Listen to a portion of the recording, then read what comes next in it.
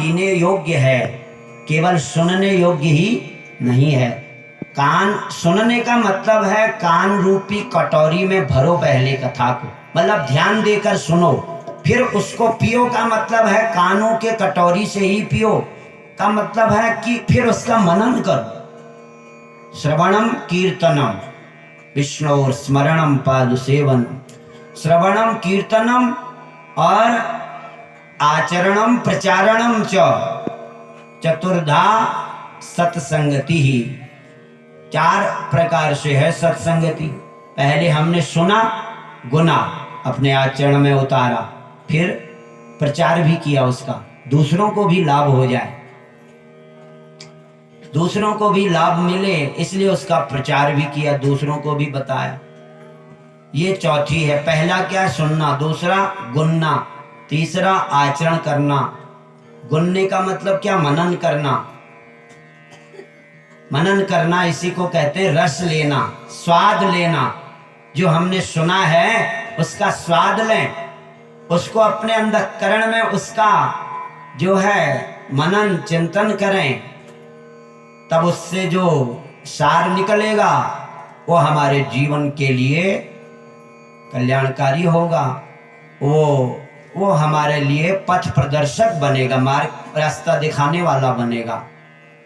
और नहीं तो होता प्राय यही है अधिकांशतः कि सुनाने वाला भी भूल जाता है, सुनने वाला भी भूल जाता है, और वो सत्संग जो है एक प्रकार का जो है उस सत्संग को सत्संग न कहकर उसको रटंती विद्या फलंती नाही। हमारे बुजुर्ग लोग कहते थे रटा रटाया ज्ञान जो है काम नहीं आता है, न सुनने वाले का न सुनाने वाले का। तो इसलिए हमको जो है केवल रट्टू नहीं बनना है, हमने उसको याद रख कर के जीवन में भी उतारना है। और दोनों ने, सुनने सुनाने वालों ने, सुनने सुनाने की कमी नहीं है, अब चिंतन की कमी है, श्रवण की कमी नहीं है। सुनने के लिए भी बहुत सुनते हैं, सुनाने वाले भी बहुत सुनाते हैं। अब इस कलिकाल में सुनने के बाद गुनने की कमी आ जाती है, तो गुना नहीं जाता है। हमारे यहाँ आप लोग भाषा में, लोग व्यवहार में, हम हमारी बोली में कहते हैं पढ़ी लिखी गुणी चाल, कहते हैं गुणी, पढ़ी लिखी गुणी चाल से बाल से हैं।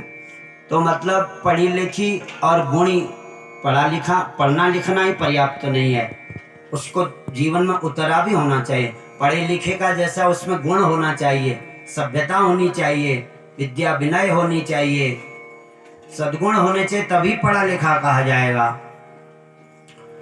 तो ये विशेष बात है।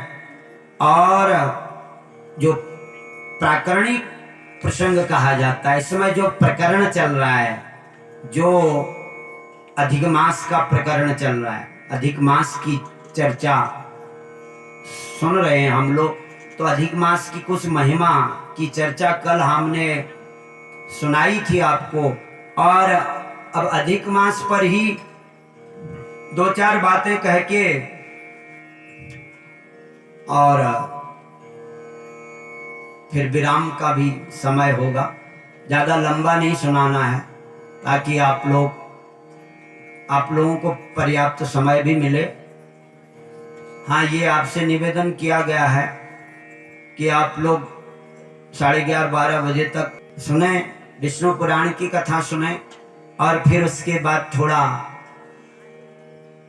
इन बातों की चर्चा होना भी आवश्यक है कि हम लोग जो सुन रहे हैं उसको हम गुने भी, अपने जीवन में भी उतारें, तब हमें लाभ होगा।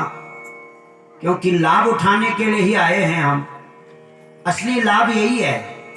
हमको कुछ दाम दक्षिणा दे दो, आप कुछ भेंट दे दो, तो वो हमारा कोई लाभ नहीं है।